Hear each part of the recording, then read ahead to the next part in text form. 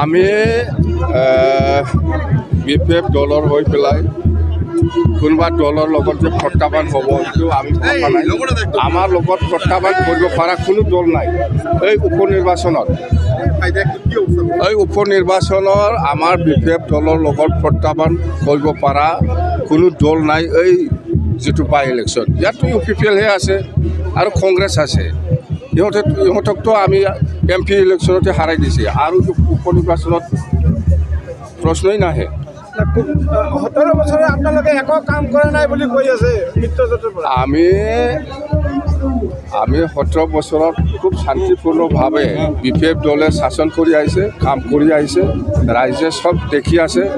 কিন্তু এইটোকে কৈছোঁ মই, প্ৰমোদ বড়োৱে 4.5 বছৰত একো কাম কৰা নাই। অকল কাৰিগাঁৱৰ পৰা কোকৰাঝাৰলৈকে যোৱা যিটো ৰাস্তা ইয়াত স্পীড ব্ৰেকাৰ বনাইছে নাই। প্ৰাক্তন মন্ত্ৰী চন্দন ব্ৰহ্ম ডাঙৰীয়াক মই এটা মানে অনুৰোধ কৰিছোঁ। মই মানুহ পঠাই দিছোঁ যে আপুনি আহক, ঘূৰি আহক, আগত যি হ'ল আমি একেলগে থাকি পেলাই কাম কৰিম বুলি মই অনুৰোধ জনাইছোঁ। এতিয়া একো ৰেছপন্স অহা নাই এতিয়ালৈকে। মুঠতে মই অহাটো বিচাৰোঁ। অহাৰ সম্ভাৱনা আছেনে?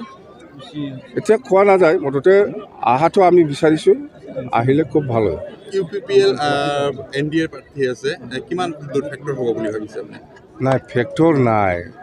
ইহঁতে কোৱাটো আপুনি শুনা নাই নেকি যে UPPLৰ পৰা ইহঁতে কৈ আছে আমি 70,000 ভোটত আমি জিকি আছোঁ, য'ত আমি হিচাপ কৰিছোঁ আমাৰ BPF দলে 80,000তকৈ বেছি ভোটত আমি জিকি আছোঁ।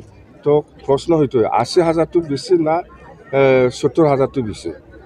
স্যাৰ, বিগত লোকসভা নিৰ্বাচনত কংগ্ৰেছে আপোনালোকৰ ভোট কাটাৰ কাৰণে আপোনালোকৰ প্ৰাৰ্থী হাৰিলে বুলি ৰাজনৈতিক আলোচনা হৈছে। এই বছৰে কংগ্ৰেছে প্ৰাৰ্থী দিছে, কিবা তেনেকুৱা সম্ভাৱনা আছে? কংগ্ৰেছে নাই, নিজৰ পাৰ্টিৰ কথা কেণ্ডিডেট দিব লাগে দিছে, কিন্তু কংগ্ৰেছ ফেক্টৰ নহয়। আমাৰ এই চিডলি সমষ্টিত UPPLও ফেক্টৰ নহয়। ঠিক আছে।